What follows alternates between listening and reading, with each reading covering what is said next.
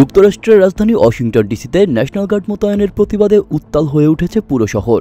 কয়েক হাজার মানুষ রাস্তায় নেমে ট্রাম্প প্রশাসনের বিরুদ্ধে স্লোগান দেন, দাবি তুলেছেন সেনা প্রত্যাহারের।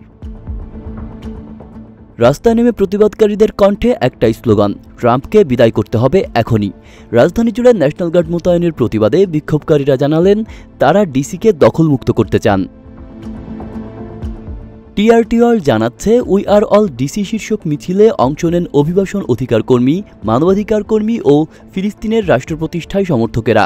হাতে থাকা পোস্টার ও ব্যানারে লেখা, ডিসিকে মুক্ত করো, স্বৈরশাসনের বিরুদ্ধে প্রতিরোধ গড়ে তোলো।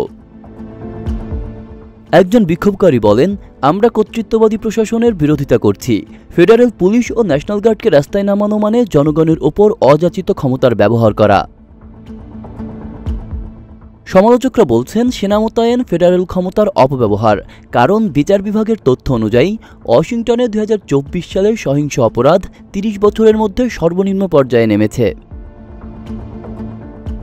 তবে ট্রাম্পের দাবি, আইনশৃঙ্খলা ও জননিরাপত্তা নিশ্চিত করতেই এই সিদ্ধান্ত।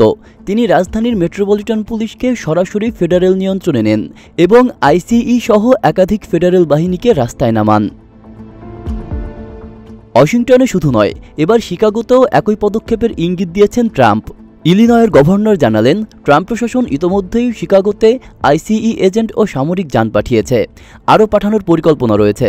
স্থানীয় প্রশাসনের সঙ্গে আইনি সংঘাত তৈরি হতে পারে বলে শঙ্কা বাড়ছে। কেসি নামে আরেক বিক্ষোভকারী বলেন, এটি একনায়কতান্ত্রিক সরকারের পদ্ধতি। এখনই প্রতিরোধ গড়ে না তুললে একে একে সব শহরেই একই পরিস্থিতি তৈরি হবে। বর্তমানে 6টি রিপাবলিকান নেতৃত্বাধীন অঙ্গরাজ্য থেকে আসা 2000-এর বেশি সেনা ওয়াশিংটনে টহল দিচ্ছে। তাদের মিশন কতদিন চলবে তা পরিষ্কার নয়। তবে আপাতত 30 নভেম্বর পর্যন্ত বাড়ানো হয়েছে ন্যাশনাল গার্ডের দায়িত্ব। আব্দুল্লাহ রফসান জনি, ঢাকা প্রকাশ।